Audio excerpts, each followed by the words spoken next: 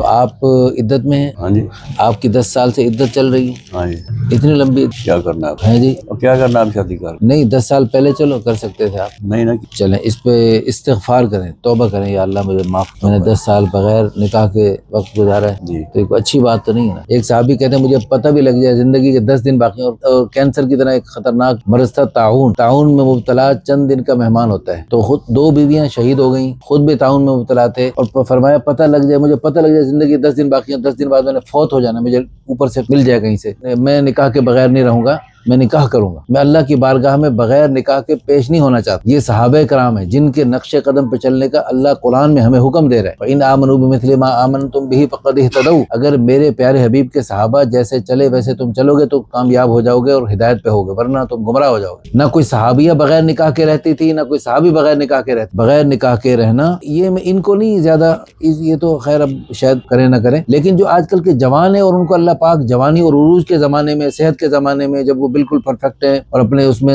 Set ہیں، fit ہیں، اور وہ ان کو 2-3 شادیوں کے آپشن ملتی ہے اور وہ ٹھکراتے ہیں بے وقوفوں کی طرح، جاہلوں کی طرح، ہندوؤں کی طرح ٹھکراتے ہیں. ان کو ٹھکرانے بے وقوفی ہے. جب حدیث میں آتا ہے کہ 5 چیزوں کو 5 پہلے غنیمت سمجھو، جوانی کو بڑھاپے سے پہلے غنیمت سمجھو، صحت کو بیماری سے پہلے غنیمت سمجھو. اب یہ نہیں کر سکتے، کرنا چاہتے ہیں، اس وقت ان کو رات کو محسوس ہوتا ہے بیٹی سے کیا خدمت لے سکتے ہیں، یہ بیٹی سے خدمت نہیں لے سکتے، بیٹی بیچاری جتنی بھی چاہے خدمت کر ہی نہیں سکتی. تو بیوی ہوتی ہے جو خدمت کرتی ہے. اللہ نے میاں بیوی کے جوڑ بنایا ہے، تو ایک نظام بنایا ہے، نظام فطرت سے بغاوت کیے ہوئے ہم. اور ہم جو ہے نا 10 سال ان کے کیسے گزرے میں سمجھتا ہوں، ان کی میں جانتا ہوں. ایک بیوی والے بیچارے کیا جانے، 2-3 بیویاں ہوں اور اس میں ایک آدھ شارٹ ہو تو ہمیں پتہ لگتا ہے کہ کمی کیوں ہو رہی ہے. تو بہرحال اللہ پاک نے ایک نظام بنایا، اس نظام سے بغاوت کرنے کے ہزاروں نقصانات دنیا کے بھی ہیں اور آخرت کے بھی ہیں، مردوں کے بھی ہیں. مردوں کی سستی کوتاہی کی وجہ سے کروڑوں لڑکیاں بے نکاح رہنے پہ مجبور ہے، اور کہہ رہے ہیں جی ہمیں ضرورت نہیں ہے. اور بھئی تمہیں ضرورت نہیں ہے، ان کو ضرورت ہے. تمہاری سستی کی وجہ سے وہ بھی بیچاری پریشان، تم بھی پریشان، اللہ کے نظام کو چھوڑنے کی وجہ سے.